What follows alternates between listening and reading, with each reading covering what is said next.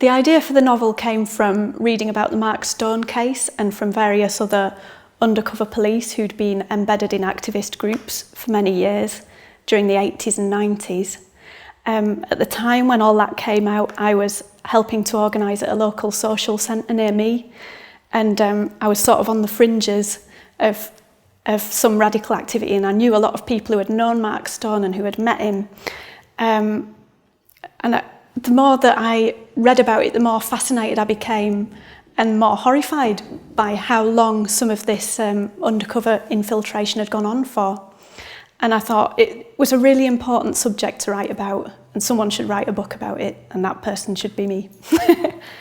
Well, yes, I did deliberately fictionalise some of the cases, and I stepped away from the cases that already existed for a couple of reasons. I think that allows you to create a more compelling story, and also because I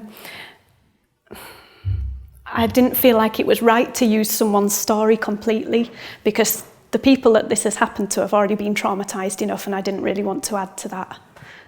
So I wanted to create a whole new story that used elements of different cases. One of my big influences is Paul Auster. I really love the way that he writes and the way that he uses fiction to tell a story about how fiction works. My style doesn't really follow that, I wouldn't say, but some of the writers that were a big influence on this book were Ruth Ozeki, who uses elements of real life to tell stories about all sorts of interesting things. And while I was writing it, I was reading a lot of science fiction as well, a lot of Philip K. Dick, and I was really interested in how he creates a compelling story that moves along really quickly and totally involves the reader in a world without explaining too much about how that world works. And the activist world is a world that's quite foreign to many people, I think. And so I wanted my treatment of the activist world to be a bit like how Philip K. Dick wrote his science fiction worlds.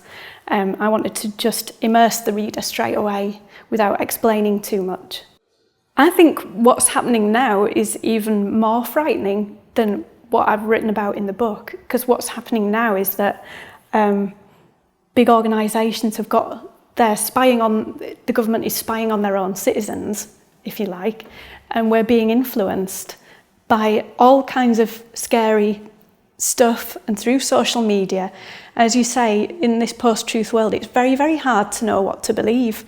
And I found this when reading about WikiLeaks and all those kinds of things. I was reading about it and all the secrets that have come out, but also thinking, well, what's the motivation behind leaking this?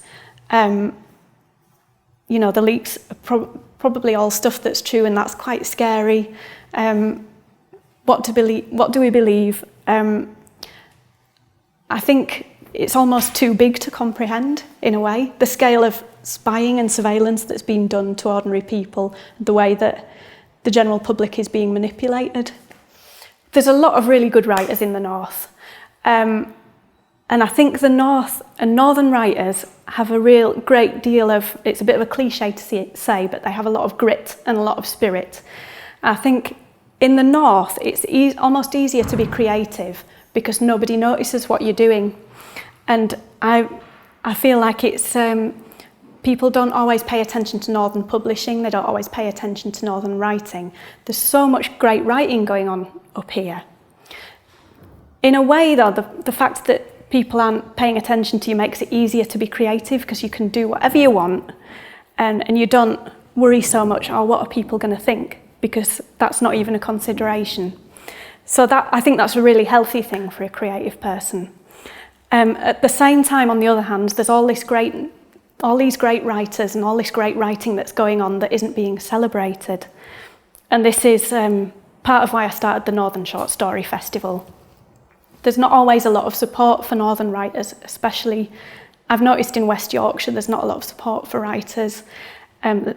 Nevertheless, even though that's the case, there's all this great writing that's happening, and we should be celebrating that.